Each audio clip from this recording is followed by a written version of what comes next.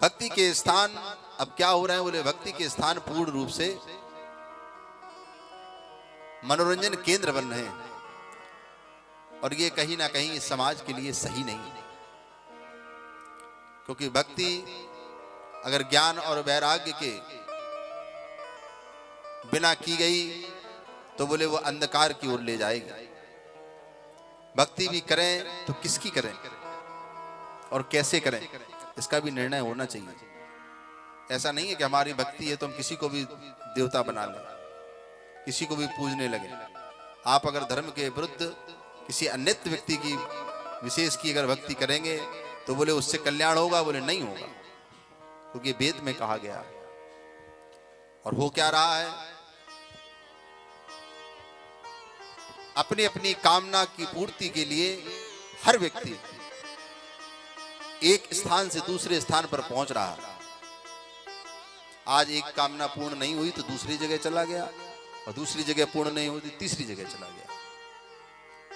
यही बात भगवान गीता में कह रहे हैं, कामैस्तैर्तैर्हृतज्ञाना प्रपद्यन्ते अन्य देवता। कामैस्तैर्तैर्हृतज्ञाना प्रपद्यन्ते अन्य देवता। आज इससे कामना पूर्ति नहीं हुई तो बोले कल दूसरे स्थान पर, और वहां भी पूर्ति नहीं हो तो बोले तीसरे स्थान पर। करते करते महाराज कामना की खोज में व्यक्ति अपने धर्म से भी दूसरे धर्म में भी चला जाता, और बोले कोई मजार पर चद्दर चढ़ाता है, कोई कहीं चद्दर चढ़ाने लगता है। क्यों? साईं जैसे आदमी को भी लोग भगवान बना करके पूज रहे हैं। कारण, उसका कारण समझ लीजिए। कारण और कुछ नहीं है, भक्ति नहीं है, कारण सिर्फ है कामना की पूर्ति। बस यही मूल कारण है उसका। तो जो अपने धर्म को छोड़ करके दूसरे धर्म में जा रहा, किसको पूजना है किसको नहीं पूजना।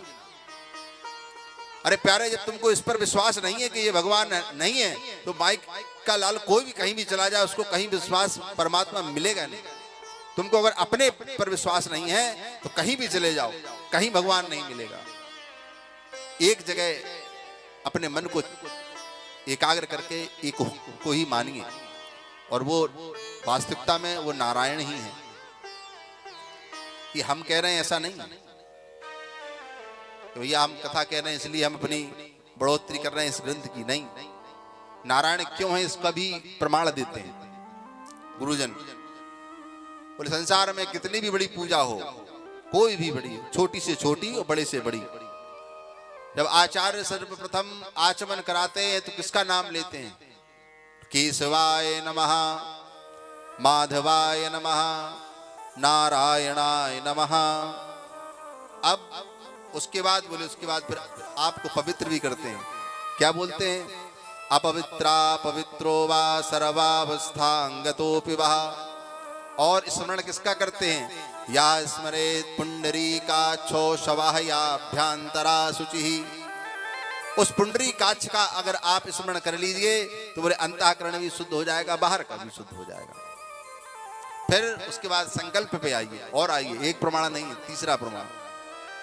बोले उसके बाद बोले हाथ में सुपारी रखी, जल रखा, गंधाक्षत रखा, दूर्वा रखी। उसके बाद संकल्प में बोलते हैं आचार्य क्या? हरि ओम विष्णुर्विष्णुर्विष्णुः श्रीमद्भगवतो महापुरुषस्य विष्णुराज्ञा प्रवर्तमानस्य अद्य श्री ब्रह्मणोन्निदितीये परारधे श्री श्वेतवाराह कल्पे सप्तमे वैवस्वतमन्वन्तरे अष्टाविंशतितमे कलियुगे कलि प्रथम चरणे। नाना प्रकार से इस प्रकार से बोलते चले जाते हैं। तो ये प्रमाण करता है कि नारायण ही सर्वश्रेष्ठ है। सर्वश्रेष्ठ क्या है? सबको उन्हीं के चरण में जाना है अंत में। तो अंत में जाना है तो पहले से ही क्यों ना चल पड़ो।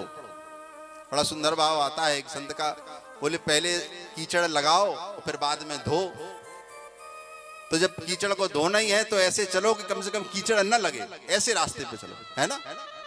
तो पहले से ही मार्ग अपना ऐसा बना करके चलो साफ सुथरा, और कहीं कीचड़ दिखाई दे रहा तो साइड में आदमी होकर के रास्ता पार कर लेता है। तो कीचड़ नहीं लगने देता, क्योंकि अगर कीचड़ लगेगा तो फिर धोना पड़ेगा।